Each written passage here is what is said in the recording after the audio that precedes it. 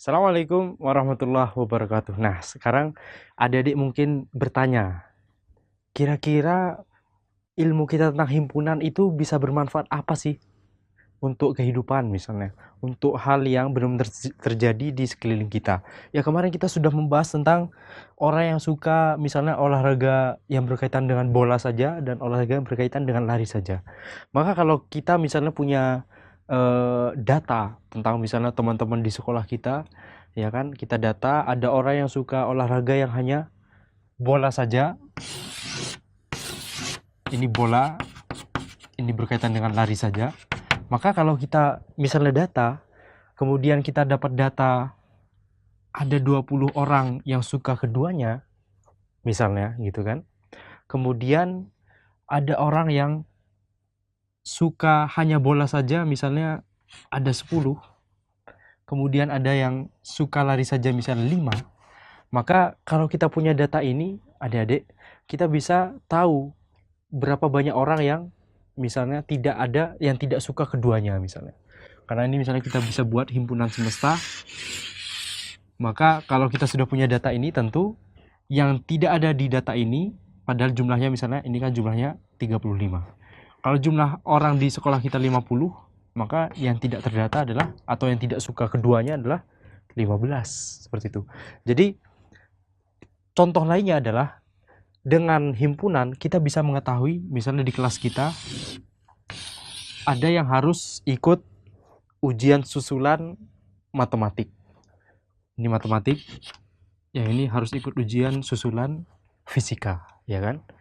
Yang harus ikut ujian susulan matematik adalah 70 orang. Enggak terlalu banyak, 30 orang, ya kan? Anggap saja 30 orang.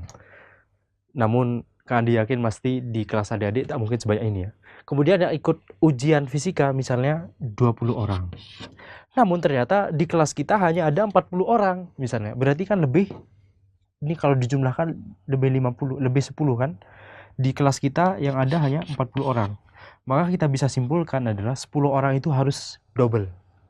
Harus ada irisan antara yang harus ikut ujian matematik dan harus ikut ujian fisika. Maka kalau misalnya kita bisa tuliskan dari sini, kita bisa tahu 10 yang ikut keduanya, kemudian 20 di sini, kemudian 10 di sini. Kenapa di sini 20 adik-adik? Karena supaya yang ikut ujian matematika seluruhnya adalah 30. 20 tambah 10.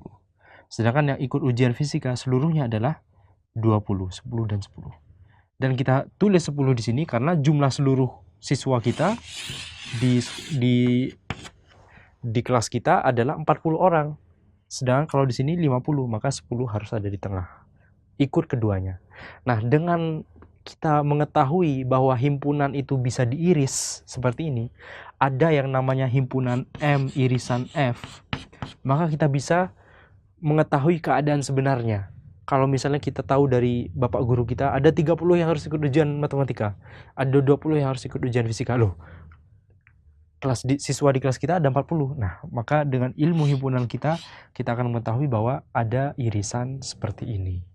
Kemudian misalnya hal ini juga penting ketika misalnya guru misalnya mengatur jadwal mengajar atau jadwal presentasi murid misalnya. Maka supaya tidak ada yang tumpang tindih, tidak ada irisan, maka mereka harus mengatur supaya jadwalnya pas, tidak ada irisan. Dan itu juga membutuhkan pengetahuan tentang himpunan.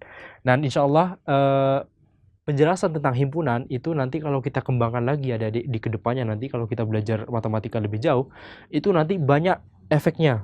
Hampir semua cabang matematik, misalnya kita belajar matematika murni, misalnya analisis, kemudian geometri, kemudian diferensial, topologi, dan sebagainya, itu semuanya butuh teori tentang himpunan. Jadi teori tentang himpunan ini termasuk teori yang dasar di matematik.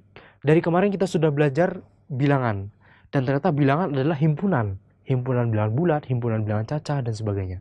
Maka dari sini kita dapat kesimpulan bahwa kita tidak akan bisa keluar dari yang namanya konsep himpunan di ilmu matematik. Maka dengan kita berbekal ilmu yang kuat, dasar yang kuat di teori himpunan ini, insya Allah itu akan membuat kita semakin mudah ketika kita belajar materi-materi yang lain di matematik.